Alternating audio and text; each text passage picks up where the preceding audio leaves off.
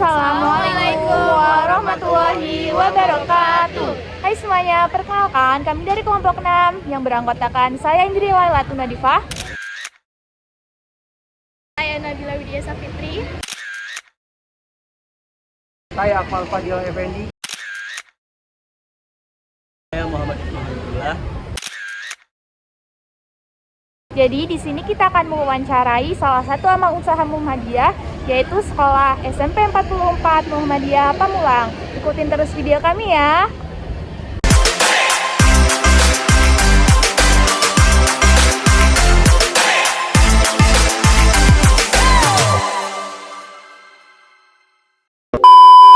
Assalamualaikum warahmatullahi wabarakatuh.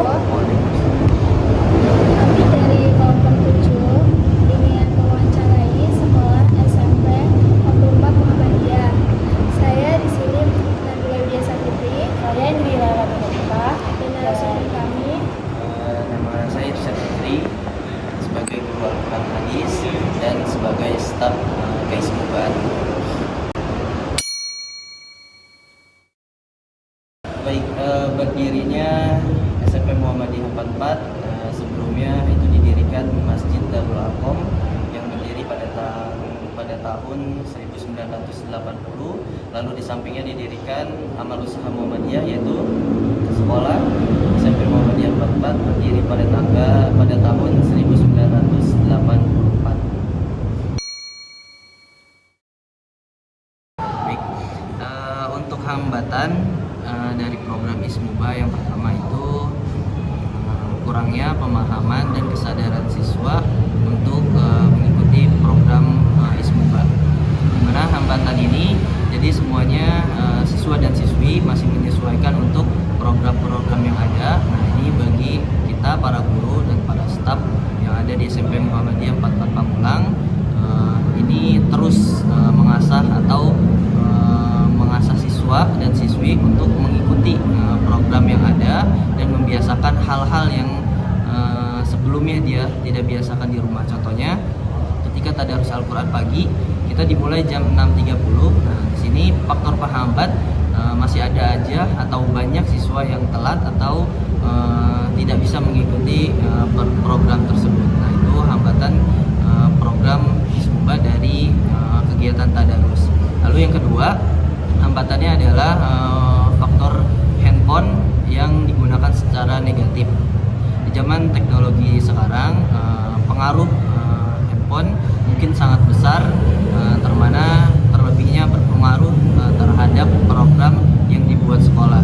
Karena siswa dan siswi itu tidak bisa menyesuaikan program yang ada di sekolah karena hambatan terhadap pengaruh dari media sosial atau handphone itu tersebut. Baik, program yang ada di SMP Muhammadiyah 44 Pamulang terkhusus untuk bidang keismubaan. Yang pertama adalah program tertib ibadah. Nah, program tertib ibadah ini meliputi pertama melakukan tadarus Al-Quran, yaitu diawali sebelum kegiatan belajar mengajar. Setelah itu ada kegiatan sholat duha. Nah, di mana kegiatan sholat duha ini dilakukan serentak antara guru dan siswa melakukan sholat duha. Nah, yang ketiga itu ada sholat zuhur dan kultum.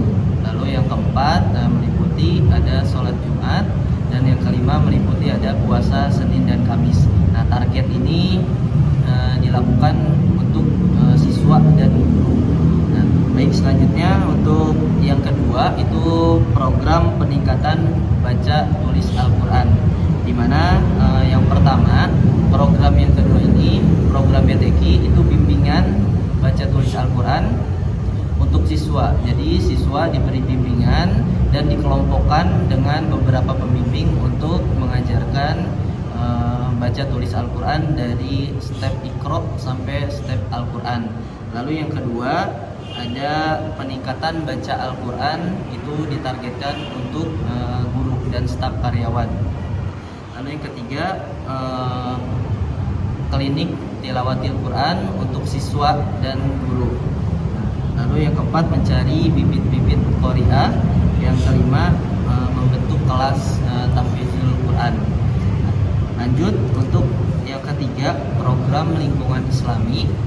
di mana program lingkungan Islami di SMP Muhammadiyah 44 Pamulang ini mewajibkan semua siswa dan guru untuk memakai pakaian Islami atas ketentuan sekolah. Lalu yang keempat itu program peningkatan wawasan dan keilmuan keislaman kemuhammadiyahan. Untuk program keempat ini ditargetkan untuk guru, yaitu yang pertama mengikuti pengajian pimpinan ranting, pimpinan cabang, dan pimpinan daerah Muhammadiyah. Yang kedua itu melaksanakan perayaan hari besar. Contohnya ketika ada pelaksanaan Isra Miraj atau Maulid Nabi, maka pelaksanaan itu akan dilaksanakan. Terus yang ketiga ada pembinaan keputrian. Yang keempat itu ada pesantren kilat, biasanya setiap Ramadan, dan ada juga tahfiz Al-Quran Camp, di mana program ini akan dilaksanakan di luar, yaitu melaksanakan tahfiz Al-Quran dengan cara mentadaburi alam dan Al-Quran. Nah, selanjutnya untuk peningkatan mutu pendidikan Ismubak, yang pertama ada pembuatan buku saku Ismubak. Lalu yang ketiga mengadakan atau mengikut sertakan guru untuk ikut seminar keismubaan. Nah, selanjutnya ada pembudayaan etika dan Islami. Artinya di dalam lingkungan sekolah SMP Muhammadiyah 44 Pamulang ini diwajibkan semua guru dan semua siswa itu untuk menerapkan akhlak yang telah diajarkan. Sepertinya ketika bertemu dengan guru salaman, melakukan sapa, senyum, dan sebagainya. Lalu yang ketujuh itu ada program Arabic Day, artinya ada di mana satu hari itu anak-anak, siswa dan siswi membiasakan diri untuk melakukan percakapan bahasa Arab. Lalu yang terakhir itu adalah ukhuwah Islamiyah. Nah, program ini diterapkan. Yang pertama itu ada baksos, yang kedua ada silaturahmi Idul Fitri atau halal halal, lalu ada infak kelas dan ada takjiah, terus ada santunan anak yatim dan duafa, dan yang terakhir itu menerapkan Jumat berkah, artinya kita berbagi biasanya nasi setelah kegiatan sholat Jumat berlangsung. Nah, itu untuk program di SMP Muhammadiyah 44 Pamulang, khusus untuk program keismubaan.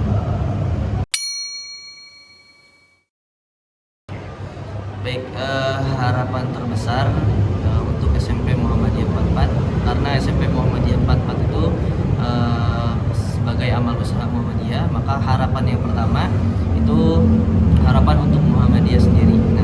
Nah, cerita tentang Muhammadiyah adalah cerita tentang sebuah keberhasilan gerakan modernis di dunia, di mana Muhammadiyah mempunyai amal usaha yang begitu banyak sehingga bisa membantu pemerintah untuk melaksanakan tugasnya. Di dalam sektor pendidikan, Muhammadiyah itu selalu berkembang untuk bisa membangun masyarakat yang Islami.